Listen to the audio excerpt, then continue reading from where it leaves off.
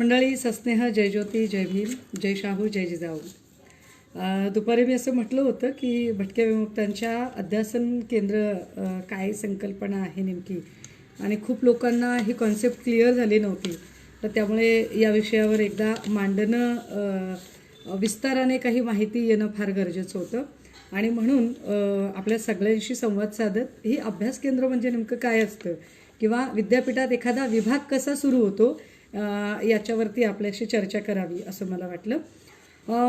आपल्याकडे जी शिक्षण व्यवस्था आली, या शिक्षण व्यवस्थेमध्ये जी विद्यापीठ नावाची संकल्पना आली की ज्याच्यामध्ये उच्च शिक्षण आपण घेण्यासाठी ज्या महाविद्यालयांमध्ये जातो, या सगळ्या महाविद्यालयांना जोडणारी एक शिखर संस्था किंवा त्याचा समन्वय साधणारी संस्था, त्याचं प्रशासन बघणारी संस्था म्हणून विद्यापीठ ही संकल्पना अस्तित्वात आली. तर विद्यापीठ ही या सगळ्यांच्या वरती एक प्रशासनाची संस्था आहे. विद्यापीठं कशासाठी असतात तर याच्यावर पुन्हा वेगळं काही बोलायची गरज नाही. परंतु विद्यापीठं ही समाजाभिमुख झाली पाहिजेत असा एक नेहमीचा ध्यास असतो. विद्यापीठं समाजाभिमुख होण्यासाठी म्हणून विद्यापीठांमधून काही विषय हे विशेषत्वाने अभ्यासासाठी त्याचे विभाग केले जातात. पुणे विद्यापीठामध्ये सध्या काही अध्यासनं चालतात. याच्यामध्ये महात्मा ज्योतिबा फुले अध्यासन आहे, डॉक्टर बाबासाहेब आंबेडकर अध्यासन आहे, त्याचसोबत सत्यशोधक अण्णाभाऊ साठे अध्यासन आहे, सावित्रीबाई फुले स्त्री अभ्यास केंद्र आहे. आणि या अध्यासनांमधून होतं काय काम, तर अध्यासनामधून तो पर्टिक्युलर विषय अत्यंत सखोलात मांडला जातो. जसं की सपोज महात्मा ज्योतिबा फुले अध्यासन असेल तर फुल्यांच्या एकूण लेखन, कार्यकाल, त्यांचं कार्य, या सगळ्यांचा उहापोह, अभ्यास, संशोधन हे सगळं करावं असं एक गृहीत धरलेलं आहे. तीच गोष्ट बाबासाहेबांच्या अध्यासनाची आहे. पुणे विद्यापीठात आतापर्यंत डॉक्टर बाबासाहेब आंबेडकर अध्यासनातून रावसाहेब कसबेंनी काम बघितलेलं आहे. तद्वतच अण्णाभाऊ साठे अध्यासनाला रामनाथ चव्हाणांसारखे अतिशय चांगली व्यक्ती लाभली होती. या सगळ्या अध्यासनांचा जर विचार करता, जर या सगळ्या वेगवेगळ्या विषयांचं अध्यासन होत असतील, मी आपल्याला पहिल्यांदा जरा सांगितलं पाहिजे की पुणे विद्यापीठात नेमकी किती अध्यासनं आहेत. तर पुणे विद्यापीठात सध्या आज रोजी साधारणतः 19 अध्यासनं चालू आहेत.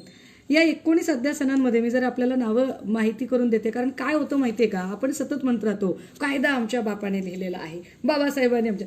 अरे पण नेमकं ज्या शिक्षण व्यवस्थेतनं आम्हाला हे अधिकार मिळालेले आहेत, ते अधिकार तरी कुठल्या स्वरूपाचे आहेत. ज्या विद्यापीठांच्या बद्दल आम्ही एवढं ऐकतो, त्या विद्यापीठात नेमक्या काय ऍक्टिव्हिटीज चालतात त्याही आपल्याला माहिती असणं फार गरजेचं आहे. 19 प्रकारचे अध्यासनं आहेत. लोकशाहीर अण्णाभाऊ साठे अध्यासन, ज्याच्यामध्ये अण्णाभाऊ साठे यांच्या साहित्य, वाङ्मय आणि त्यांच्याशी संबंध असणाऱ्या सगळ्या ऍक्टिव्हिटीजचा अभ्यास होतोय. पद्मश्री विखे पाटील अध्यासन, विखे पाटील आणि त्यांनी सुरू केलेली सहकार चळवळ याचा अभ्यास या अध्यासनामध्ये होतो. संत तुकाराम महाराज अध्यासन एक अध्यासन आहे, ज्याच्यामध्ये तुकोबारायांचं एकूण गाथा आणि जी मांडणी आहे, तुकोबारायांनी लिहिलेलं जे काही अभंग आहेत, या सगळ्यांचा आणि वारकरी संप्रदायाचा अभ्यास होतो. संत ज्ञानदेव, संत नामदेव अशी ही अध्यासनं आहेत, ज्याच्यामध्ये संत परंपरा आणि वारकरी संप्रदायाचा अभ्यास होतो.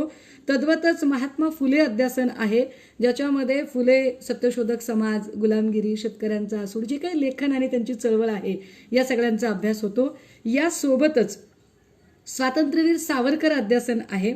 Bank of Maharashtra energy studies, जी कॉमर्सची मुलं आहेत त्यांच्यासाठी बँकिंग लाईनचं असं एक अध्यासन आहे. शंतनू किर्लोस्कर, औद्योगिक क्षेत्रात जी मुलं करिअर करू इच्छितात किंवा इंडस्ट्रियल एरियाची माहिती होण्यासाठी किर्लोस्कर कंपनीने आग्रहाने हे अध्यासन सुरू व्हावं असं विद्यापीठाकडे प्रस्ताव करून हे अध्यासन सुरू केलेलं आहे. DS सावकार, बँकिंग क्षेत्रातलं हे अध्यासन आहे. सेठ हिराचंद नेमचंद जैन असंही एक अध्यासन आहे.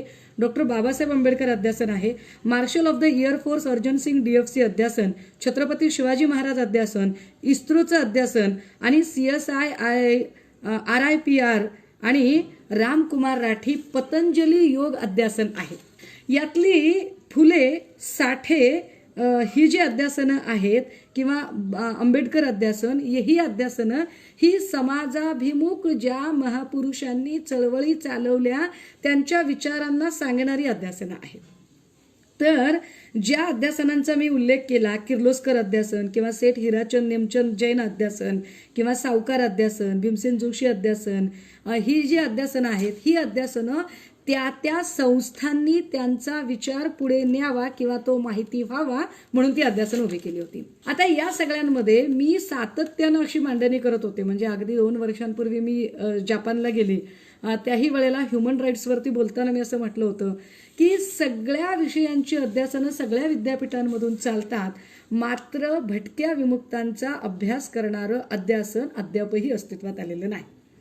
आता हे भटक्या विमुक्तांचा अभ्यास करणारं जे काही अध्यासन आहे, या अध्यासनाची काय गरज आहे तर त्याचं परत एकदा सांगितलं पाहिजे. मी सकाळी जेव्हा म्हटलं की मी या विषयावरती जरा लाईव्ह येऊन अध्यासनाबद्दल माहिती मांडणार आहे, तेव्हा मी काही खाली सहज काही कमेंटवरती लक्ष टाकलं, तर एकाने अशी कमेंट केलेली होती की आता तुम्ही भटक्या नाही आहात, आता तुम्ही बौद्ध आहात, त्यामुळे तुम्ही बौद्धांसाठी काम करा. मला फार हसायला आलं खरं तर या कमेंटचं, की अरे बौद्ध असणं म्हणजे काय असतं बरं? बौद्ध ही काही पर्टिक्युलर जात आहे का? बौद्ध म्हणजे नेमकं काय? बाबासाहेबांनी बुद्धिझम स्वीकारला म्हणजे नेमकं काय केलं? बाबासाहेब बुद्धिझम स्वीकारतात म्हणजे हिंदू धर्माची जे व्यवच्छेदक लक्षण आहे जात व्यवस्थेचं, ते व्यवच्छेदक लक्षण जात व्यवस्थाच नाकारतात की आम्हाला जाती व्यवस्था नाकारायची आहे. धम्म एक जगण्याची विचारप्रणाली स्वीकारली जाते. बरं, याच्यामध्ये जेव्हा ही विचारप्रणाली जगण्याची स्वीकारली जाते त्यावेळेला जी मांडणी होते त्यामध्ये जातीचा कुठे लवलेशच येत नाही. बरं, मग बाबासाहेबांनी सांगितलेली चळवळ नेमकी काय आहे? तर बाबासाहेब असं म्हणतात की माझी चळवळ म्हणजे कुठल्या जातीची चळवळ नाहीये, माझी चळवळ कुठल्या तरी समूहाची एका चळवळ नाहीये, माझी चळवळ म्हणजे माणसाने माणसाला जगण्याचे अधिकार मिळवून देण्याची चळवळ आहे. जिथे कुठे दबलेले लोक आहेत, जिथे कुठे पिचलेले लोक आहेत, जिथे कुठे पिडलेले लोक आहेत, जिथे कुठे वंचित लोक आहेत, जिथे कुठे, आता वंचित शब्द पुन्हा राजकीय अर्थाने घेण्याची गरज नाहीये, जिथे कुठे विन्मुख आणि उपेक्षित लोक आहेत, अशा सगळ्या लोकांच्या हक्कासाठी उभी राहणारी, म्हणजे ज्यांच्या हक्काचे लढेच आजवर लढले गेले नाहीत, जे मुख्य प्रवाहापासून लोक फार लांब आहेत, अशा लोकांना मुख्य प्रवाहात आणण्याची चळवळ म्हणजे बाबासाहेबांची चळवळ आहे. त्यामुळे तुम्ही आता भटक्यांचं कसं काय काम करता, तुम्ही बौद्धांचं काम करा, तर बौद्ध म्हणजे कुठली जात नाहीये हे पहिल्यांदा समजून घ्या. Doctor Babasaheb Ambedkar is not a private limited company of any caste and community, please mind it. बाबासाहेबांचा विचार हा सर्वसमावेशक विचार आहे. बाबासाहेबांचा विचार हा कुठल्या तरी एका जातीचा विचार नाहीये. कृपया संकुचित बुद्धीने विचार करू नये. एक. दुसरी गोष्ट अशी की बाबासाहेबांनी विचार मांडताना कुठल्या तरी एका जातीसाठी विचार कधीच मांडला नव्हता. बाबासाहेबांच्या डोक्यात जर चळवळ एका जातीची असेल तर बाबासाहेबांनी ती एका जातीसाठी मांडली असती. असं न करता बाबासाहेबांनी तो विचार सगळ्या सर्वसमावेशक प्रवाहांसाठी मांडला. म्हणजे मी एक उदाहरण सहज सांगितलं पाहिजे आपल्याला की बाबासाहेब सिद्धार्थ कॉलेजची उभारणी करायची, हॉस्टेल उभारणी करायची आणि सासवड मुक्कामी बाबासाहेब थांबलेले आहेत, निधी गोळा करायचा आहे. पठ्ठे बापूराव त्याच ठिकाणी त्यांचा तमाशाचा फड लागलेला होता आणि पठ्ठे बापूरावांना असं कळलं की बाबासाहेब इथं आलेले आहेत, तर आपण त्यांना काही निधी द्यावा का? आणि बाबासाहेब त्यांना निधी देण्यासाठी म्हणून जातात, पठ्ठे बापूराव त्यांना निधी म्हणून द्यायला जातात. सोबत त्यांच्या 2 महिला आहेत. बाबासाहेब म्हणतात, पठ्ठे बापूरावांनी जेव्हा त्यांना सांगितलं की बाबासाहेब आमच्याकडून आपल्याला काही निधी देणं अपेक्षित आहे, आम्ही आपल्यासाठी निधी घेऊन आलेलो आहोत, ते म्हणतात की आम्ही काही देऊ इच्छितो आपल्याला. बाबासाहेब सांगतात तुम्ही द्याल हो थैली, पण थैली देण्याच्या आधी मला हे तर सांगा तुमच्या आजूबाजूला असणाऱ्या 2 ज्या महिला आहेत त्या कोण आहेत? पठ्ठे बापूराव त्यांचा जातीनिहाय ओळख करून देतात आणि ते पठ्ठे बापूराव पुढे अशी पुस्ती जोडतात की अहो आपल्याकडे नाचगाणं करण्यासाठी याच तर माऊली असतात.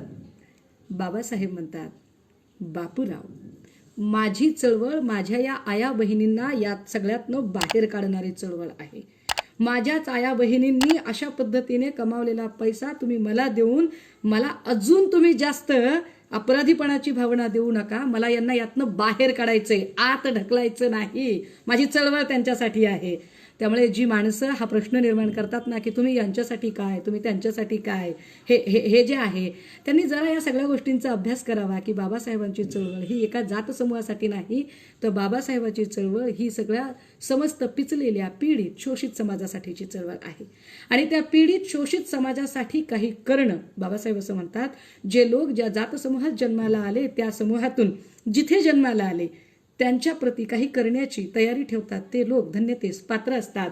मला असं वाटतं की नेहमी म्हणजे मी माझ्या एका पोस्टमध्ये पण लिहिलं की एखादं रोप ज्या मातीतनं क्षार पाणी घेऊन उभं राहतं त्या मातीला मोठं झाल्यावर तिथे ते सावली देतं.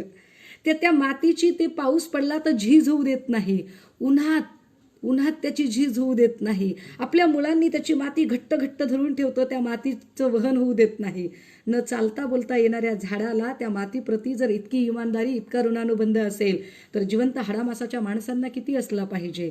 जर आम्ही बाबासाहेबांचं बाळकडू घेऊन आलेलो असू तर बाबासाहेबांचा विचार म्हणून आम्हाला हे करावं लागेल की जे पिचलेले आणि दबलेले लोक आहेत त्यांच्यासाठी काम करावं लागेल.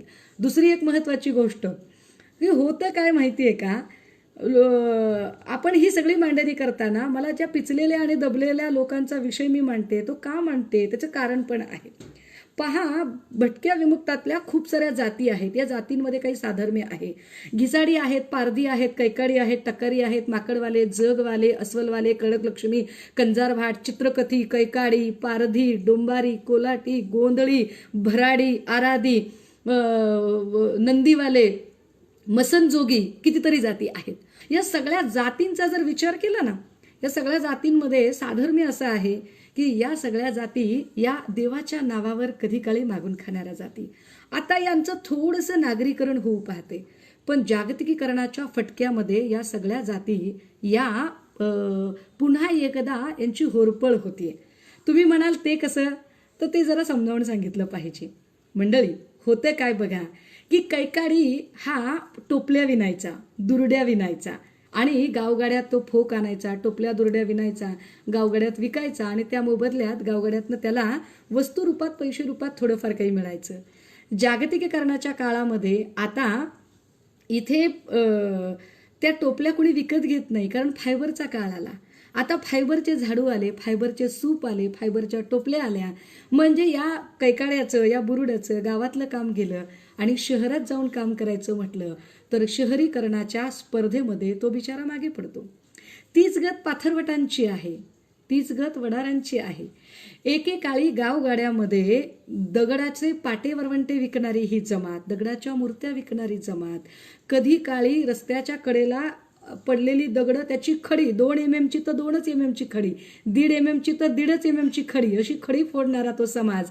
आज काय परिस्थिती आहे, आज त्यांचे पाटे वरवंटे कुणी विकत घेत नाही. आता जागतिकीकरणाच्या काळात मिक्सरचा काळ आलाय, बायका मिक्सर वापरतात, पाटे वरवंटे आणि खलबत्ते विकत घेतले जात नाहीत. आता परिस्थिती अशी आहे की या काळामध्ये दगडाची खडी तयार करण्यासाठी कुणी मजूर लावत नाही. रोजगार हमी योजनेच्या नावाने खोट्या सह्या करून पगार घेतले जातात, मात्र ही कामं मोठमोठे कॉन्ट्रॅक्टर JCB आणि पोकलेंनी कामं करून घेतात. त्यावेळेला यांचं गावगाड्यातलं काम जातं, यांच्या हातातलं कष्टाचं काम जातं. आणि शहरी भागात येऊन काम करायचं म्हटलं तर इंग्रजी, संगणक साक्षरता या गोष्टी यांच्याजवळ नाही आहेत. अशा कितीतरी अडचणी या लोकांच्या आहेत. बरं, यांच्या प्रश्नावर कोणी बोलतही नाही.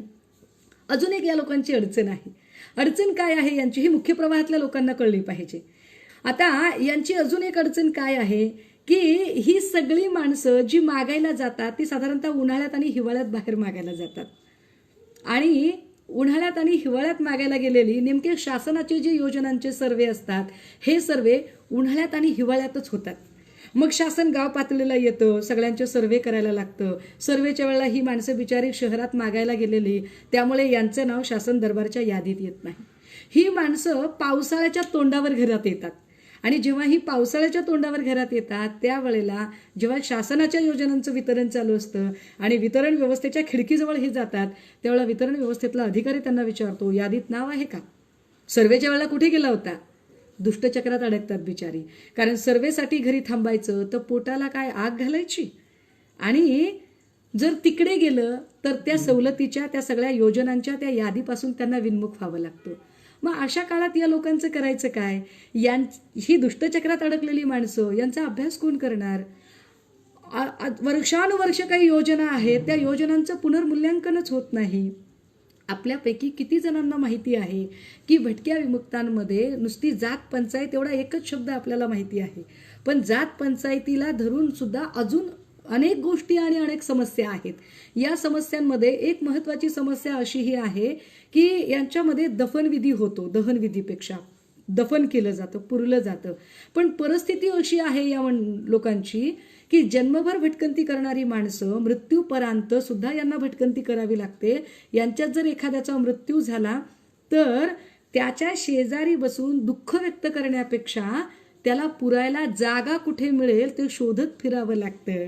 स्वातंत्र्याच्या 73 वर्षानंतर सुद्धा ज्या लोकांना साधं मृत्यूपर्यंत म्हणजे जगताना तर नाहीच नाही पण मरणोपर्यंतही जागा उपलब्ध होत नाही, त्यांचे प्रश्न किती मोठे आहेत. हे प्रश्न कधीतरी मुख्य प्रवाहात चर्चेसाठी आले पाहिजेत. हे प्रश्न मुख्य प्रवाहातल्या लोकांना कळले पाहिजेत. पण मुख्य प्रवाहातल्या लोकांना हे प्रश्न कधी कळतील? जेव्हा तुमच्या माझ्यासारखी शिकलेली माणसं याचा शास्त्रशुद्ध अभ्यास करतील, यावर संशोधन करतील आणि पॉलिसी मेकिंग करावी म्हणून गव्हर्नमेंटला त्याचा पाठपुरावा करतील. ही लढाईची पद्धत आहे. ही लढाईची शास्त्रशुद्ध सकारात्मक पद्धत आहे. आपण मोर्चे आंदोलनं काढू, ती सुद्धा गरजेची आहेत. मोर्चे आंदोलनाने प्रश्नांचं आकलन होईल, प्रश्नांची जाणीव होईल. पण नुसत्या मोर्चे आंदोलनाने प्रश्न सुटेल का? प्रश्नांची जाणीव करून देण्यासाठी आवाज उठवणं, आंदोलन करणं, मोर्चे काढणं हे तर गरजेचं आहेच आहे.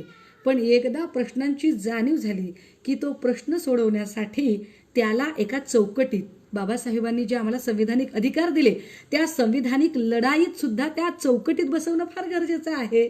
आपण नुसतेच मोर्चे काढले, घोषणा जय हो असं सांगितलं आणि लाईमलाईटमध्ये आलो, न्यूजच्या सुर्खींमध्ये आलो, आपण थोड्याशा काही बातम्या सुरू झाल्या की भागलं का? त्याने प्रश्न सुटतो का? नुसतेच आम्ही मोठमोठे स्टेटमेंट दिले तर प्रश्न सुटेल का? किंवा नुसतं असंच म्हटलं माझ्यावर अन्याय होतोय ऊर बडवेपणा केला तर प्रश्न सुटेल का? दादा हो, त्याने प्रश्न सुटत नाही. प्रश्न सोडवण्यासाठी गरज असते एका सकारात्मक विद्रोहाची. कारण सकारात्मक विद्रोहात नवनिर्मितीची बीजे असतात आणि नवनिर्मितीची बीजे पेरायची असेल तर रचनात्मक कृती कार्यक्रमाची फार गरज असते. रचनात्मक कृती कार्यक्रम नसेल तर क्रांती नपुंसक होते. आपली क्रांती नपुंसक होऊ नये. आपल्या चळवळी वांझोट्या राहू नयेत. आपल्या चळवळींची फलश्रुती आपल्याला मिळाली पाहिजे. ती फलश्रुती मिळण्यासाठी 2 प्रकारच्या लढाया लढाव्या लागतात की मोर्चेही काढायचेत, आंदोलनं पण करायची आहेत. म्हणजे हाथरस प्रकरण झाल्यावर सुषमा अंधारे रस्त्यावर पण उतरते किंवा खैरलांजी प्रकरण झाल्यावर सुषमा अंधारे रस्त्यावर पण उतरते. आम्हाला रस्त्यावरची पण लढाई लढायची आहे आणि सोबतच गव्हर्नमेंट जेव्हा म्हणतं की ओके तुमचं म्हणणं ऐकलंय मग तुम्हीच द्या आम्हाला आता ड्राफ्ट करून, तर आम्हाला तेही करून दाखवावं लागेल. कारण आमच्यासाठी कोणी ड्राफ्ट करणार नाही. संविधानात अधिकार आम्हाला का मिळू शकले माहिती आहे? आम्हाला संविधानात अधिकार मिळू शकले कारण वाढपी आमचा होता. वाढपी आपला असला तर वाढ चांगली होते. आम्हाला अधिकार मिळू शकले कारण बाबासाहेब त्यात होते म्हणून आम्हाला अधिकार मिळू शकले. जर आपल्याला असं वाटतंय की त्या दबलेल्या पिचलेल्या शोषित पीडित सगळ्या लोकांना आम्हाला अधिकार मिळवून द्यायचे असतील तर त्या लोकांच्या सोबत आम्ही असणं गरजेचं आहे. किंबहुना त्यांना काय गरजेचं आहे ते मांडणं सुद्धा आमची जबाबदारी आहे. ते मांडावं लागेल आम्ही आणि ते मांडण्यासाठी गरजेचं आहे. म्हणून जर कोणी करत असेल तर तेव्हा आपण जेव्हा प्रश्न विचारतो ना तर तेव्हा प्रश्न विचारताना आपण किमान हा सारासार विचार करावा लागेल की अरे हे काय चाललंय नेमकं, हे कशासाठी चाललेलं आहे. मंडळी, यासोबतच अजून एक गोष्ट गरजेची आहे. पहा की जेव्हा भटके मुक्तांचे हे सगळे प्रश्न त्याच्यावरती आंदोलनं झाली, मोर्चे झाले, उपोषणं झाली. मी आपल्याला एक सहज म्हणून सांगितलं पाहिजे की पारधी समाजावरती एक शिक्कामोर्तब झालं की पारधी म्हणजे चोर जात आहे. आता ही चोर जात आहे असा शिक्का लागला तर त्याने किती कष्टाचं काम करायचं ठरवलं तर त्याला कुणी काम देईल का? बरं, मग गावगाड्यात त्याला कुणी काम देत नाही. पारधी नुसता समोरून जाताना दिसला तरी लोकांच्या अशा नजरा लगेच टक्क व्हायला लागतात आणि शहरात येऊन बिचाऱ्याने काम करायचं म्हटलं तर त्याला थोडं तर तुम्ही कॅलिबर द्यावं लागेल. जे बाबासाहेबांनी स्टेट्स अँड मायनॉरिटीजमध्ये सांगितलं की ज्यांना कधीच काही मिळालं नाही त्यांना जगण्याच्या स्पर्धेत निर्धोकपणे हा शब्द फार महत्त्वाचा आहे. विदाऊट एनी रिस्क त्यांना मुख्य प्रवाहात येण्याची संधी मिळाली पाहिजे. तर विदाऊट एनी रिस्क पारधी विदाऊट एनी रिस्क येऊ शकतो. तो येण्यासाठी गरज आहे त्याचं काही सुव्यवस्थित असं ड्राफ्टिंग होण्याची. त्याच्यासाठी गरज आहे काही मांडणी करण्याची. काही विद्यार्थ्यांनी त्यावर संशोधन करावं, काही संशोधकांनी त्यावर ड्राफ्ट करावा, त्यावर पॉलिसी मेकिंग करावं आणि या दृष्टीनं काही चर्चा सुरू व्हावी असं मला सातत्याने वाटत होतं. श्रीकांत उत्तम, धम्मसंगिनी रमा गोरख, अमोल गायकवाड, आपल्या सगळ्यांचं, कविता दुधे, आपल्या सगळ्यांचं खूप खूप स्वागत आहे.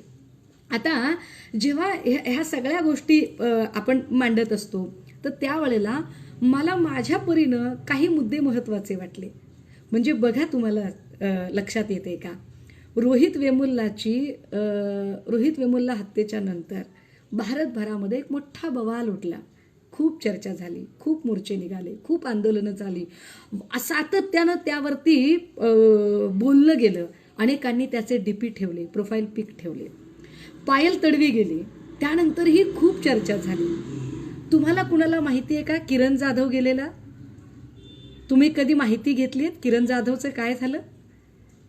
ज्या पद्धतीने रोहित वेमुल्ला आणि पायल तडवी हे वारंवार जातीवाचक उल्लेखाने त्रासून गेले होते, खचले होते, अगदी त्याच पद्धतीने किरण जाधव हा मेडिकल कॉलेजचा इंटर्नशिप करणारा मुलगा याला आत्महत्या करायला लागली. पण जी चर्चा रोहित वेमुल्ला आणि पायल तडवीची झाली ती चर्चा किरण जाधवची अजिबातच झाली नाही. किंबहुना किरण जाधवसाठी फार काही झालं नाही.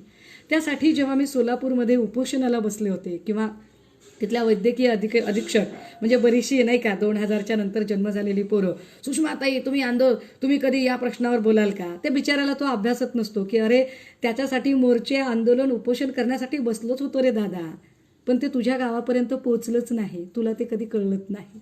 असो, त्याच्यातही मला पडायचं नाही. पण ज्या पद्धतीने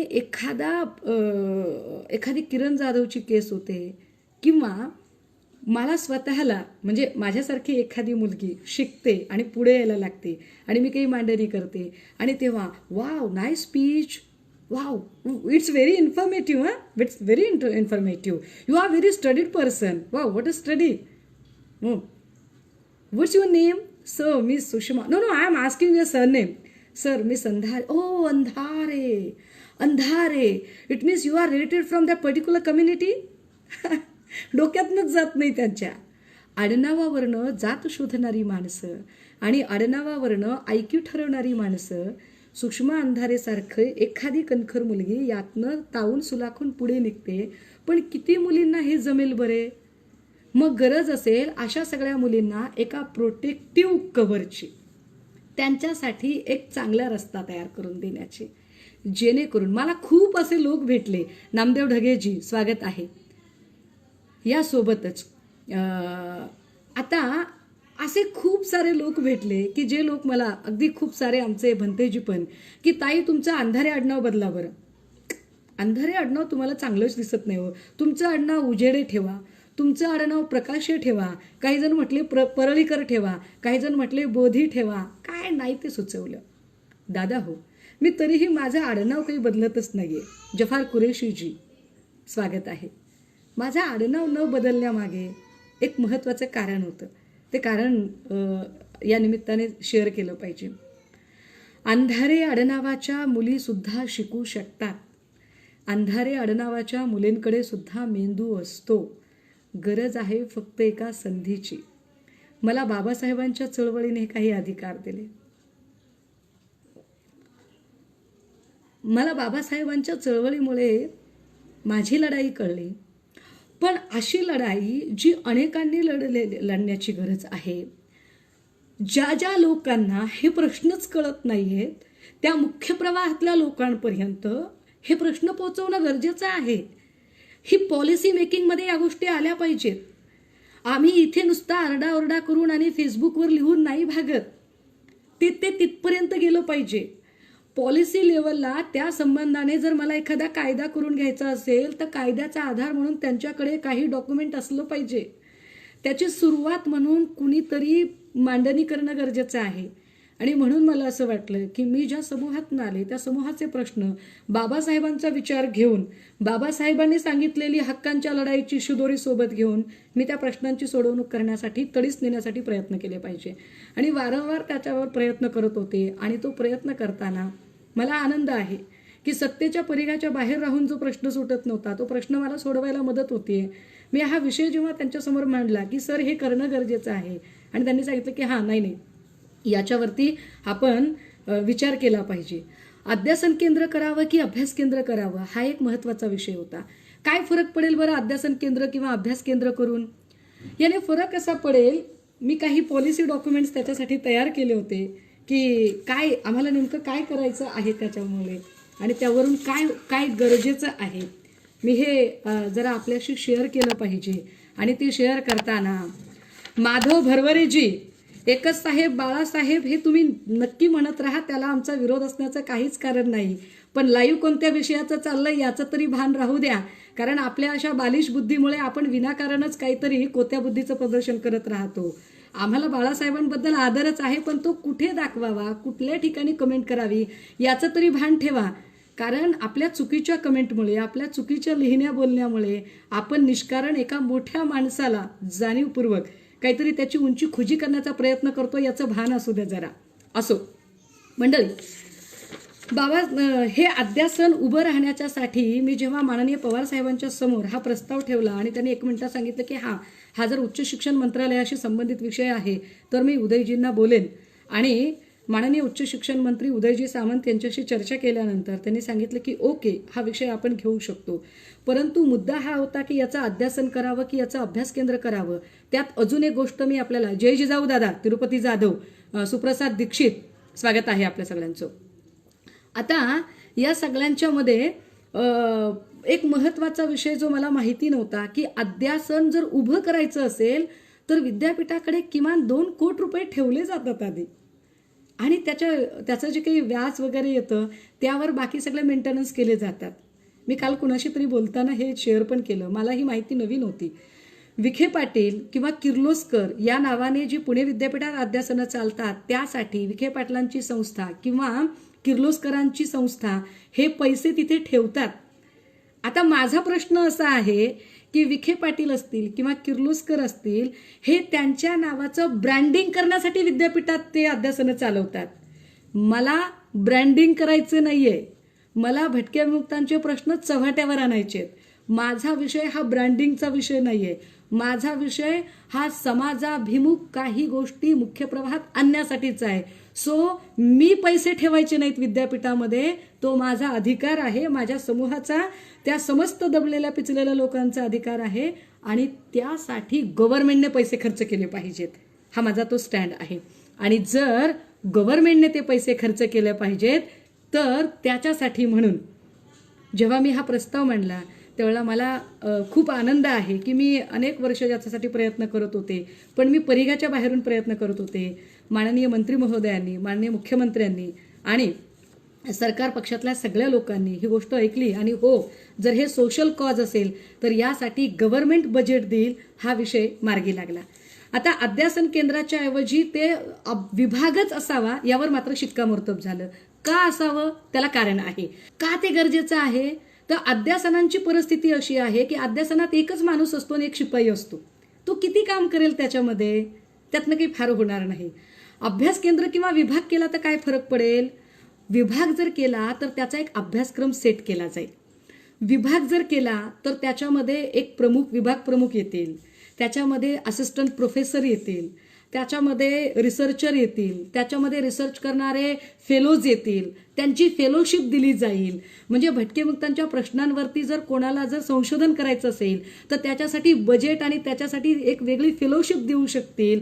हे सगळ्या गोष्टी विभागामध्ये होतील आणि म्हणून तो विभाग करणं फार गरजेचं आहे असं वाटलं.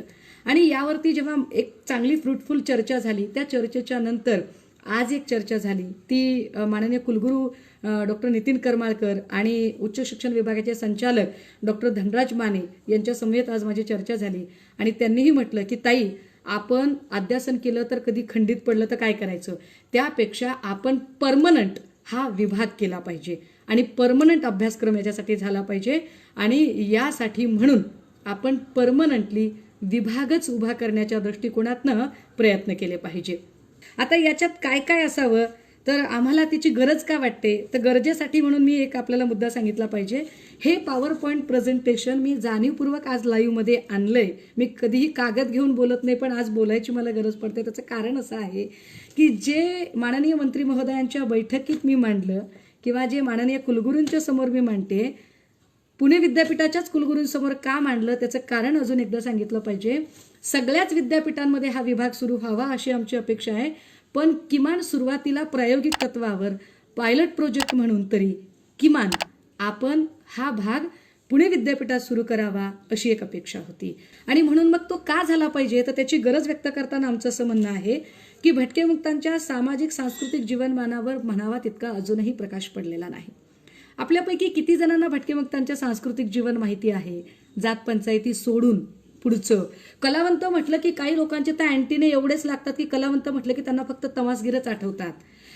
लोककलावंत म्हटल्यावर नुसते तमासगीर नाहीत, हे नीट समजून घ्या. लोककलावंत म्हटल्यावर त्याच्यात वासुदेव आले, नंदीवाले आले, जगवाले आले, भराडी आले, गोंधळी आले, आराधी आले, जोगतिनी, देवदासी, कितीतरी प्रकारचे आहेत. हे सगळे लोककलावंत आहेत. सांस्कृतिक प्रश्न त्यांचे सोडवताना त्यांच्यासुद्धा खूप साऱ्या पोटजाती आहेत. त्यांच्यातही दोन वेगवेगळे भाग आहेत. एक दक्षिणेकडून आलेले भटके वेगळे आहेत, उत्तरेकडून आलेले वेगळे आहेत.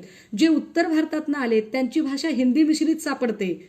उदाहरणार्थ काही करीचं बापू, काही करीचं कुंडीनं समज कुणीचं, माटी कटेचं, टाबरानं समज कुणीचं, ही जी भाषा आहे ही राजस्थान मिश्रित भाषा आहे. हे उत्तर भारतातनं आलेले लोक आहेत. तर जे लोक दक्षिण भारतातनं आले त्यांची भाषा तेलुगू मिश्रित आहे, त्याला तेलुगूचा टच आहे. या जर भाषेचा जर आपण विचार केला तर आपल्याला कळेल की रोट्ट्या, टिमटिम, खिस्तंग मत्ताना, तिरगाया हे जे शब्द येतात हे तेलुगू मिश्रित शब्द येतात. यांच्या सांस्कृतिक जीवनात प्रचंड प्रचंड खोली आहे, त्याचा अभ्यास करणं गरजेचं आहे. भटक्या विमुक्तांच्या प्रश्नावरती एक अभ्यास केला होता राष्ट्रीय पातळीवर ICSR दिल्ली आणि council for social development CSD Hyderabad यांनी. त्या अंतर्गत महाराष्ट्रातल्या पुणे विद्यापीठातलं सावित्रीबाई फुले स्त्री अभ्यास केंद्राने एक छोटंसं चर्चासत्रही भरवलं होतं. अनेक वेळा अनेक कार्यकर्त्यांनीही यावरती मांडणी केली होती. मागच्या वर्षी जपानला झालेल्या आंतरराष्ट्रीय परिषदेमध्ये मानव हक्काची जेव्हा चर्चा सुरू झाली त्या चर्चेमध्ये मी स्वतः धुळे राईनपाड्यामधला एक मुद्दा मांडला होता. राईनपाड्यामध्ये जी 5 माणसं मॉब लिंचिंगमध्ये गेली भटक्या विमुक्तातली बहुरूपी समाजाची, या लोकांच्या बद्दल आपल्याला कल्पना आहे का की या लोकांचं पुढे काय झालं? जी 5 माणसं मेली, ठेचून ठेचून लोकांनी मारली, मुलं पळवणारी टोळी समजून, या 5 लोकांच्या नातेवाईकांनी जेव्हा क्लेम केला नुकसान भरपाईसाठी आणि त्याच्यासाठी महाराष्ट्र सरकारनं डॉक्युमेंट मागवले. महाराष्ट्र सरकार, माननीय फडणवीसांचं सरकार, त्यांनी असं या लोकांना सांगितलं की घटना घडली हे बरोबर आहे, माणसं मेली हे पण बरोबर आहे, त्याचा आम्हाला खेद पण आहे, परंतु तुमचे सगळे डॉक्युमेंट, रेसिडेन्शियल डॉक्युमेंट हे कर्नाटक राज्यातले आहेत, सो तुम्ही कर्नाटक सरकारकडे जा. आणि जेव्हा ते लोक कर्नाटक सरकारकडे गेले तेव्हा ते म्हणाले माणसं मेली बरोबर आहे, आम्हाला वाईट वाटतंय, तुम्ही आमच्या राज्यातले रहिवासी आहात हे पण बरोबर आहे, पण तुमची घटना महाराष्ट्रात घडली आहे, तुम्ही महाराष्ट्रात जा. किती विदारक प्रश्न आहेत या लोकांचे. मुद्दा असा आहे की भटक्या विमुक्तांचा एकही मंत्री नाहीये, अजूनही एकही खासदार नाहीये, एकही आमदार नाहीये, नगराध्यक्ष नाहीये, महापौर नाहीये. हे लोक नॉमॅडिक ट्राईबमध्ये गिनले जातात आणि नॉमॅडिक ट्राईब आम्ही म्हणजे जे भटके आहेत अ ब क ड हे स्टेटला सगळे लोक NT आहेत आणि NTला कुठलंही रिझर्वेशन नाही आहे राजकीय प्रकारचं, आणि हेच लोक सेंटरला OBC मध्ये येतात. यांना राजकीय आरक्षण स्टेटमध्ये नाही आहे NT असल्यामुळे, त्यामुळे हे ग्रामपंचायत, पंचायत समिती, जिल्हा परिषदेच्या निवडणुकांमध्ये अजिबातच सहभाग नोंदवू शकत नाहीत. आणि यांना OBC म्हणून सेंटरला रिझर्वेशन मिळालं तरी लोकसभेची निवडणूक लढवावी एवढे पैसे यांच्याकडे नाहीत. यांचे प्रश्न अनेक वेगवेगळ्या प्रकारचे आहेत. आता या सगळ्या प्रश्नांची उकल करायची असेल तर याचं पॉलिसी डॉक्युमेंट केलं पाहिजे, आणि हे पॉलिसी डॉक्युमेंट एका स्वतंत्र विभागामार्फत विद्यापीठ पातळीला होऊ शकतं. यशोदा पुणे या संस्थेमार्फत मी स्वतः यशोदामध्ये काम करत असतानाही या विषयावरचे परिसंवाद आणि या विषयावरच्या स्पेशल कॅम्प भरवण्यासाठी प्रयत्न केले होते. अनेक कार्यकर्तेही यावरती वारंवार मांडणी करतात की याचा अभ्यास विशेषतः झाला पाहिजे. यातनं काय अभ्यास व्हावा असं आम्हाला अपेक्षित आहे बरं? आम्हाला अपेक्षित असं आहे की सामाजिक, सांस्कृतिक, शैक्षणिक प्रश्नांचा शास्त्रीय व आंतरविद्याशाखीय दृष्टिकोनातून अभ्यास आणि संशोधन झालं पाहिजे. का अभ्यासाची गरज पडतीये किंवा कुठल्या पद्धतीचा अभ्यास केला पाहिजे? एकतर यांचा आंतरविद्याशाखीय अभ्यास करावा, विविध मुद्द्यांवर वैचारिक हस्तक्षेप व्हावा, प्रकाशित आणि अप्रकाशित साहित्याचं संपादन या विभागाच्या मार्फत व्हावं. भटक्या विमुक्तांचं खूप सारं साहित्य आहे, या साहित्याचं प्रकाशन होणं गरजेचं आहे. त्यांच्या बोलीभाषेसकट मला असं वाटतं वीरा राठोडचं फक्त एक पुस्तक जर सोडलं की जे बंजारा भाषेतनं आलेलं आहे, ज्याला युवा साहित्य अकादमी पुरस्कार पण मिळालेला आहे. भटक्यांच्या समृद्ध अशा बोलीभाषा आहेत. मी जसं मगाशी म्हटलं की काही करीचं बापू कुंडीनं समज कोणीचं, कटेचं, लारचं गिजाडी समाजाची भाषा आहे. किंवा का करण लाग्या भातू तर कुणा का समजता, हा कडेन चल्या कडे नावन लाग्या, हा छोरी तर भलतीच हुशार दिसती बाई, भाषा आहेत त्यांच्या. भटक्या मुक्तांच्या समृद्ध बोलीभाषा आहेत. या बोलीभाषांचं जतन झालं पाहिजे, संवर्धन झालं पाहिजे, या भाषांचं संशोधन झालं पाहिजे. कारण ही आमची अस्मिता आहे, हा आमचा वारसा आहे, ही आमची एक संस्कृती आहे. ही संस्कृती, हा वारसा, ही अस्मिता, ही जपणं पण गरजेचं आहे. या सगळ्यांच्या सोबतच भटक्या विमुक्तांचं काही प्रकाशित साहित्य तर खूप आहे. आपल्याला एवढंच माहिती आहे, लक्ष्मण मानेंनी उपरा लिहिलं, लक्ष्मण गायकवाडांनी उचल्या लिहिलं किंवा अजून कोणी. पण याच्या पलीकडे किती पुस्तकं आपल्याला माहिती आहेत बरं? म्हणजे आपल्याला फक्त किशोर काळेचं कोल्हाट्याचं पोर, म्हणजे कोल्हाट्याचं पोर, उपरा, उचल्या अशी 2-4 पुस्तकं माहिती असतात. ह्याच्या पलीकडेही खूप पुस्तकं आहेत. दत्ता पवार नावाच्या मुलाने अत्यंत बिकट परिस्थितीशी झगडत मसनजोग्यांचे प्रश्न मांडले आणि सौंदडकरांनी, परभणीचे सौंदडकर यांनी ते पुस्तक प्रकाशितही केलं. इथल्या मसनजोग्यांचे प्रश्न वेगळे आहेत. अशोक पवार जे कुठल्याच राजकारणात नसतात, जे कुठल्याही पक्षाशी संबंधित नाही आहेत, जे कुठल्याही ग्लॅमरमध्ये अडकत नाहीत, अशा अशोक पवारांनी इळणमाळ नावाचं पुस्तक लिहिलं, बिराड नावाचं पुस्तक लिहिलं. ते प्रश्न मांडण्याचा प्रयत्न केला. ते कुठे चर्चेला येतात? माझ्यासाठी सोल्युशन जास्त महत्त्वाचं आहे ग्लॅमर आणि लाईमलाईटपेक्षा. ते सोल्युशन होणं आपल्यासाठी आपण ते केलं पाहिजे. आता उत्पत्तीचा इतिहास, सांस्कृतिक जीवनशैलीचे दस्तावेज या विभागाच्या मार्फत अभ्यासले जावेत. या लोकांच्या आयडेंटिफिकेशनचा खूप मोठा इश्यू आहे. मी विवेक भैयांशी जेव्हा चर्चा केली तेव्हा त्यांनी सांगितलं की यांची आयडेंटिटीचे प्रश्न आहेत. आयडेंटिटी काय आहे भानगड? मंडळी, पॅन कार्ड हा शब्द तुम्हाला सोपा वाटतोय. भटक्या विमुक्तांसाठी पॅन कार्ड हे तर खूपच लांब राहिलं. पण या बिचारांकडे साधं वोटिंग कार्डही नाही आहे, यांचे राशन कार्डही नाही आहेत. किमान ओळख दाखवणारी कागदपत्र भटक्या विमुक्तांकडे नाही आहेत. तर किमान ओळख दाखवणारी कागदपत्र भटक्या विमुक्तांची तयार व्हावीत आणि ती का होत नाहीत याचा विचार व्हावा. यासाठी सुद्धा या विभागानं प्रयत्न केले पाहिजेत अशी एक अपेक्षा आहे. या विभागाशी संबंधित जी मुलं अभ्यास करतायत त्यांना फेलोशिप असली पाहिजे. ज्या अनेक योजना आलेल्या आहेत त्या योजनांचं पुनर्मूल्यांकन होण्याची गरज आहे. उदाहरणार्थ समजा कलाकारांच्यासाठी एक योजना आहे आपल्या शासनाची, लोककलावंतांचं मानधन. पण कलावंत कुणाला म्हणावा हा प्रश्न आहे ना. त्याचं सॉर्टिंग झालं पाहिजे, त्याचं फिल्टरायझेशन झालं पाहिजे.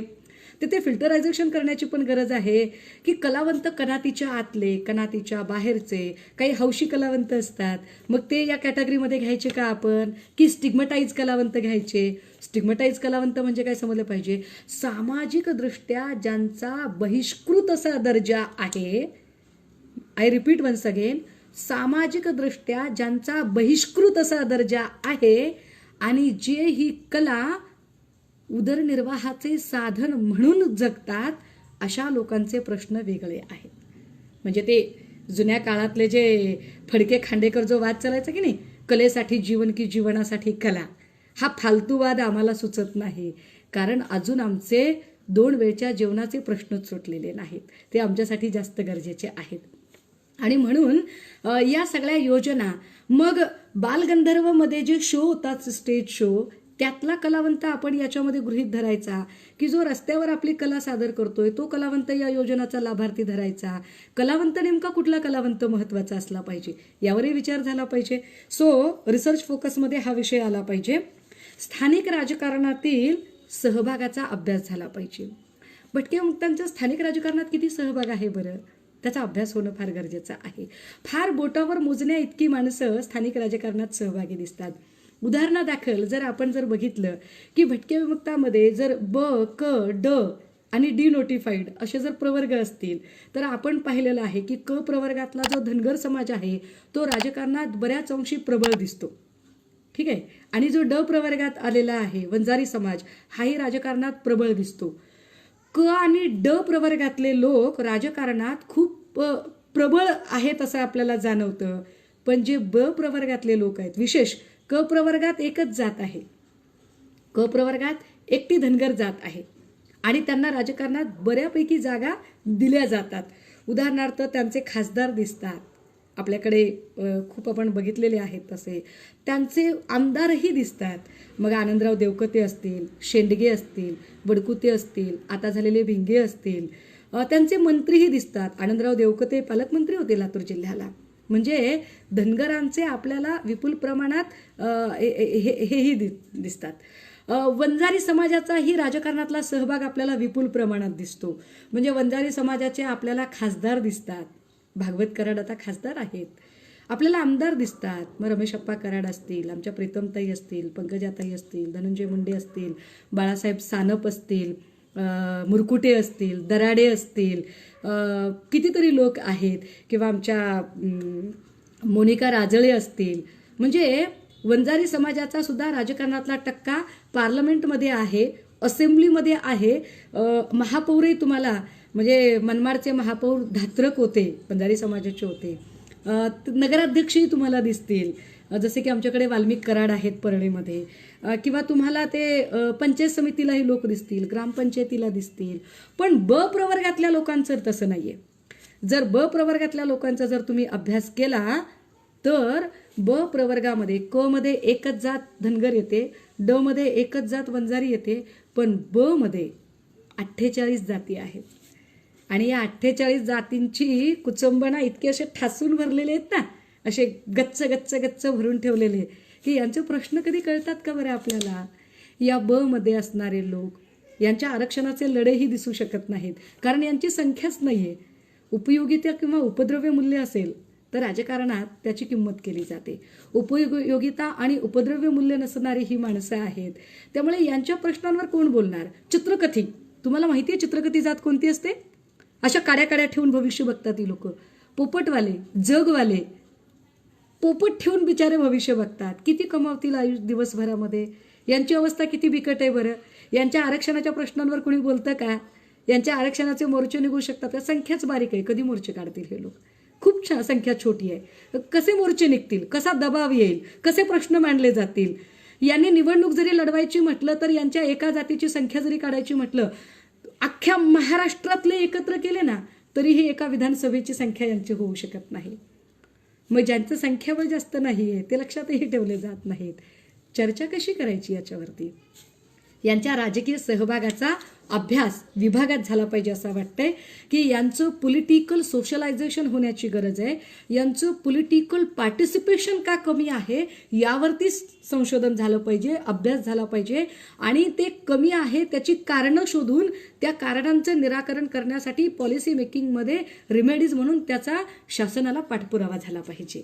हा या अभ्यास केंद्राचा हेतू असणार आहे. सामाजिक चळवळी व त्यांच्या नेतृत्वाचा अभ्यास. जशा वेगवेगळ्या समूहाच्या चळवळी आहेत तशा भटकेमुक्तांमध्ये पण चळवळी आहेत. काही चळवळींमध्ये तर एनजीओकरण करण्याचाही प्रयत्न केला जातो. एनजीओकरण करणाऱ्या चळवळी या फक्त पेपरवर दिसतात, प्रत्यक्षात काम करत नाही, त्या फंडिंगसाठी काम करतात. त्याचाही अभ्यास झाला पाहिजे. या सगळ्या चळवळीतून काही नेतृत्व उभं राहते का, त्या नेतृत्वाचा पण अभ्यास झाला पाहिजे. भटके विमुक्तातून अतिशय चांगलं काम करणारी नव्या दमाची मुलगी शैला यादव सारखी, जी की अत्यंत उपेक्षित वर्गातनं आली आहे, जिनं बुद्धिझम स्वीकारलाय, जिला बाबासाहेब कळतो आणि बाबासाहेबांचे अधिकाराची लढाई घेऊन ती तिच्या समूहात जाते. आता पुन्हा मी मगाशीच्या प्रश्नांवर येते. काय मगाशीचं होतं की एकाने मुद्दा मांडला की तुम्ही आता बौद्ध आहात, मग तुम्ही भटक्यांबद्दल का बोलताय. मला असं वाटतं की ज्यांना बुद्धिझम कळलाय, ज्यांना बाबासाहेब कळलाय, त्यांनाच पुन्हा बाबासाहेब सांगण्यापेक्षा ज्यांना बाबासाहेब कळला नाही त्यांच्यापर्यंत बाबासाहेब न्यावा लागेल ना. आणि त्यांच्यापर्यंत बाबासाहेब न्यायचा म्हणजे काय, बाबासाहेब नावाचं पुस्तक न्यायचं की काय, फोटो न्यायचा? सिव्हिलायझेशनमध्ये फार अडकला असाल तर बाहेर निघा. त्यांच्यापर्यंत बाबासाहेब पोचवायचे म्हणजे बाबासाहेबांचा विचार पोचवायचा. आणि तो विचार असा आहे की तुमच्या पाठीला रवर नाही कणा आहे, ताठपणे उभे राहा. तो विचार असा आहे की तुम्ही पिचलेल्या आणि दबलेल्यांची लढाई उभी करा. तो विचार असा आहे की गुलामाला गुलामीची जाणीव करून द्या, तो बंड करून उठेल. ते बंड करून उठण्यासाठी गरज आहे.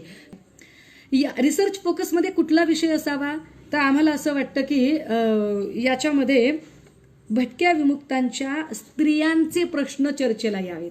भटक्या विमुक्तांच्या खूप स्त्रियांचे प्रश्न आहेत, ते प्रश्न चर्चेला यावेत. मुळात स्त्रियांचे प्रश्न आपल्याकडून बऱ्याचदा अनुल्लेखले जातात. उदाहरणादाखल महाराष्ट्रातला जेंडर इनइक्वॅलिटीचा अभ्यास, मी माझ्या वाढदिवसाच्या संकल्पनात असं म्हटलं होतं की मला भटक्या विमुक्तांच्या अभ्यास केंद्रावर काम करायचे, मला त्यांच्या प्रश्नांवरती काम करायचे आणि मला जेंडर इनइक्वॅलिटीवर काम करायचे. जेंडर इनइक्वॅलिटी काय भानगड आहे की मराठवाड्यात विशेषतः मराठवाडा, उस्मानाबाद, लातूर, नांदेड हा जो पट्टा आहे, जो ऊसतोड कामगारांचा पट्टा आहे, या पट्ट्यातल्या महिलांचे प्रश्न फारच वेगळे आहेत. या पट्ट्यातल्या महिलांचा सगळ्यात मोठा प्रश्न की त्यांच्या गर्भाशयाच्या पिशव्या काढण्याचं प्रमाण फार जास्त आहे. आपल्याला याची कल्पना आहे का की हा प्रश्न काय आहे की गर्भाशयाच्या पिशव्या काढल्या जातात? काय अडचण आहे नेमकी बरं? कशासाठी हे सगळं चाललेलं आहे? ऊसतोड कामगारांचं आयुष्य किती भयावह आहे. लाईमलाईटमध्ये येणारे लोक आणि नुसत्या चर्चा करणारे मी ऊसतोड कामगारांची माय आहे, नेता आहे म्हणणाऱ्यांना ते प्रश्न कळतात का? समजतंय त्यांना? महाराष्ट्रातल्या महिलांचं सगळ्यात मोठी अडचण त्यांच्या आरोग्याचा प्रश्न. त्याच्यामध्ये सगळ्यात मोठा जर डिसीज काय असेल आज घडीला, एक तर त्यांचे ओव्हरी ऑपरेशन्स होतात किंवा त्यांचं ब्रेस्ट कॅन्सरचे ऑपरेशन होतात. ब्रेस्ट कॅन्सरमध्ये महाराष्ट्राच्या आरोग्यमंत्री असणाऱ्या डॉक्टर विमलताई मुंदडा या स्वतः ब्रेस्ट कॅन्सर होऊन मरतात. हे फार वाईट आहे. याच्यावरती अभ्यास झाला पाहिजे. हे जर सगळीकडे आहे तर भटक्या विमुक्ताच्या ज्या स्त्रिया आहेत त्यांचं काय? रेणके आयोगाच्या शिफारशी काय आहेत ताई? सारीपुत्र बौद्ध विचारतायत मला. रेणके आयोगाच्या शिफारशी, दादा, रेणके आयोगाला मुळात घटनात्मक अधिष्ठानच नव्हतं. 1 वर्ष फक्त साहेब नुसतेच गाडी घेऊन फिरले, अधिष्ठानच नव्हतं. अकॉर्डिंग टू आर्टिकल 342 ते एस्टॅब्लिश व्हायला पाहिजे, तर त्याला अर्थ आहे. मीरा कुमार नायर लोकसभेच्या माजी सभापती यांच्या एका सिंगल नोटवरून रेणके आयोग तयार झाला होता, ज्याला कचऱ्याची टोपली दाखवली गेली, ज्या आयोगाचा काहीच फायदा झाला नाही. आणि या आयोगाने जो अभ्यास केला तो अभ्यास 1 वर्षात किती अभ्यास होईल अख्ख्या भारताचा? 1 सदस्यीय आयोग होता तो. यांनी फक्त लाईमलाईट आणि ग्लॅमर बटोरणाऱ्या लोकांनी हे समजून घेतलं पाहिजे. असो, विषय दुसरीकडे जाईल. भटक्या विमुक्तातल्या स्त्रियांचे अनेक प्रश्न आहेत. सिंगल पॅरेंटेड मुलांचे प्रश्न आहेत, यांच्यातल्या स्त्रियांचे आरोग्याचे प्रश्न आहेत, स्थलांतराचा प्रश्न आहे, मातृसत्ताक कुटुंब पद्धती चालवणाऱ्या लोकांमध्ये जात प्रमाणपत्रांचा प्रश्न आहे. हे सगळे प्रश्न चर्चेला यावेत. बोगस जात प्रमाणपत्राचा प्रश्न फार मोठा आहे, तोही प्रश्न चर्चेला आला पाहिजे. सांस्कृतिक अभ्यास क्षेत्रात बोलीभाषा जतन संवर्धन, ज्यावरती मी आत्ता मांडणी केली, याची काय सैद्धांतिक चौकट असावी? तर प्रत्येक विद्यापीठात एक विभाग असला पाहिजे, असं आग्रहाने मला स्वतःला असं वाटतं. गणराज्य संघ सातत्याने ती मागणी करते की प्रत्येक विद्यापीठात असा एक विभाग असला पाहिजे आणि राज्य पातळीवर त्याची एक शिखर संस्था असली पाहिजे. ज्या पद्धतीने शेड्यूल कास्टसाठी बार्टी आहे, किंवा आता मराठा समुदायासाठी सारथी आलं, ओबीसीसाठी महाज्योती आलं, अगदी याच धर्तीवर भटक्या विमुक्तांच्या प्रश्नांचा उहापोह करणारं आणि सोडवणूक करण्यासाठी स्वतंत्र बजेट तर असलंच पाहिजे, पण बार्टी, सारथी, महाज्योतीसारखं एक स्वतंत्र शिखर संस्था सुद्धा असली पाहिजे आणि त्या शिखर संस्थेने समन्वयक म्हणून काम केलं पाहिजे. आता हे सगळी मांडणी जेव्हा मांडली तेव्हा महाराष्ट्र सरकारच्या सोबत जी माझी चर्चा झाली, माननीय मुख्यमंत्र्यांच्या सोबत आणि माननीय उच्च शिक्षण मंत्र्यांच्या सोबत जी मी चर्चा केली, त्या चर्चेतनं जो सार निघतोय तो सार हा आहे की होय, तुमची मागणी अत्यंत रास्त आहे, ही मागणी निश्चितपणे पूर्ण झाली पाहिजे, पण तुर्तास आपण प्रायोगिक तत्वावर एका विद्यापीठात सुरू करूया. आणि म्हणून पुणे विद्यापीठ निवडलं, कारण पुणे विद्यापीठ सर्वार्थाने सुसज्ज आहे, म्हणून पुणे विद्यापीठात ही मांडणी होते. अध्यासन खंडित होऊ शकतं, अध्यासनात इतका व्यापकतेने विचार होऊ शकणार नाही, म्हणून अध्यासनाच्या ऐवजी हा स्वतंत्र विभागच व्हावा, हा विचार पुढे आला आणि हा स्वतंत्र विभाग आकार घेतोय. याच्यावरती काम सुरू झालं ही माझ्यासाठी अत्यंत जमेची बाब आहे. आज आपल्या सगळ्यांच्या सोबत चर्चा करण्यासाठी जी आले त्याचं कारण असं की खूप साऱ्या लोकांनी विचारलं की मुळात अभ्यास केंद्र काय आहे, विभाग काय आहे. जे खूप ज्ञानी लोक आहेत, जे खूप हुशार लोक आहेत, त्यांच्यासाठी आजची मांडणी नव्हतीच माझी. कारण अति विद्वान लोकांसाठी मला मांडणीच करायची नाही आहे. माझी मांडणी ज्यांना विद्यापीठ नेमकं काय काम करतं, विद्यापीठातली अध्यासनं कशी काम करतात, विद्यापीठात एखाद्या विषयाचा विभाग असणं किती महत्त्वाचं असतं, या विभागातनं किती मौलिक काम होऊ शकतं, हे ज्यांना माहीत नाही त्यांना सांगण्यासाठीची मांडणी होती की विद्यापीठात जर असा एखादा विभाग असेल तर त्या विभागाने जो अभ्यास केला जाईल, योजनांचा अभ्यास केला जाईल, समस्यांचा अभ्यास केला जाईल, या अभ्यासातून काही योजनांचा पाठपुरावा केला जाईल, ज्या पाठपुराव्यामुळे या सगळ्या योजना या त्या भटक्या विमुक्तांपर्यंत पोचतील. या सगळ्यांमध्ये आपल्या सगळ्यांची साथ तर हवीच आहे, पण सोबतच मला सपोर्ट करणाऱ्या सगळ्या आमच्या गणराज्य संघाच्या टीमचे आभार मानायचे आहेत. उदगीर गणराज्य संघ उदगीर, लातूर, निलंगा, उस्मानाबाद, परभणी, मुंबई, नवी मुंबई, सोबतच नाशिक, औरंगाबाद, या सगळ्यांनी ज्या पद्धतीने साथ दिली की तुमचा सपोर्ट आहे, तुमचं पाठबळ आहे, तुमचा एक फोर्स आहे की ज्यामुळे म्हणजे मला खूप छान वाटलं की जेव्हा मी माननीय मंत्री महोदयांकडे बैठकीला बसते आणि एक माणूस म्हणतो, अहो तुमची उदगीरची टीम फार चांगलं काम करते बरं का. आम्हाला तेव्हा फार भारी वाटतं की आम्ही जे काम करतोय ते काम पावतीफाड पद्धतीने करायच्याऐवजी ते काम अत्यंत रचनात्मक पद्धतीने पुढे नेण्याचा प्रयत्न करतोय. दादा हो, हे सगळं करताना भटक्या विमुक्तांच्या प्रश्नांच्यासाठी अनेक पद्धतीने अजून आपल्याला काही कामं करावं लागतील. आणि निवळ भटके मुक्तांसाठी म्हणून नाही, अशा अनेक जाती आहेत ज्या शेड्यूल कास्टमधल्या आहेत, शेड्यूल ट्राईबमधल्या आहेत, ज्या नोमॅडिक ट्राईबमधल्या आहेत, अनेक वेगवेगळ्या. जो समूह पिचलेला आहे, जो समूह दबलेला आहे, जो समूह पीडित आहे, जो समूह शोषित आहे, हक्कांपासून वंचित आहे आणि मुख्य प्रवाहात ज्याची दखल घेतली जात नाही. कारण मी जेव्हा बघते की मुख्य प्रवाहात दखल घेताना फक्त लोककलांचं उदात्तीकरण करणे याच्या पलीकडे फार त्याची दखल घेतली जात नाही. काय केलं जातंय? लावणी दाखवा, गोंधळ दाखवा, तमाशा दाखवा आणि संपलं. अरे पण त्या जे अत्यंत झगझगीत कपडे घालणारे लोक, कनातीच्या मागचं त्यांचं भगभगीत आयुष्य आणि समस्या याचाही विचार झाला पाहिजे, यावरही चर्चा झाली पाहिजे. यासाठी म्हणून हे सगळे चर्चा करणं गरजेचं होतं. आजच्या दिवशी आपल्या सगळ्यांच्या सोबत खास करून आमचा फलटणचा भाऊ अक्षय साळवे याची फार अपेक्षा होती, साक्षी ढगेची फार अपेक्षा होती की ताई हे अभ्यास केंद्र काय असतं.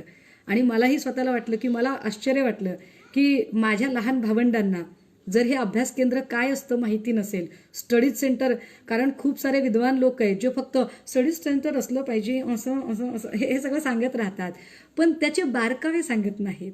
ते सगळे बारकावे सांगण्यासाठी आपल्या सगळ्यांच्या सोबत ही कल्पना शेअर केली. For more updates, subscribe to our channel, click the show links and enjoy watching the videos.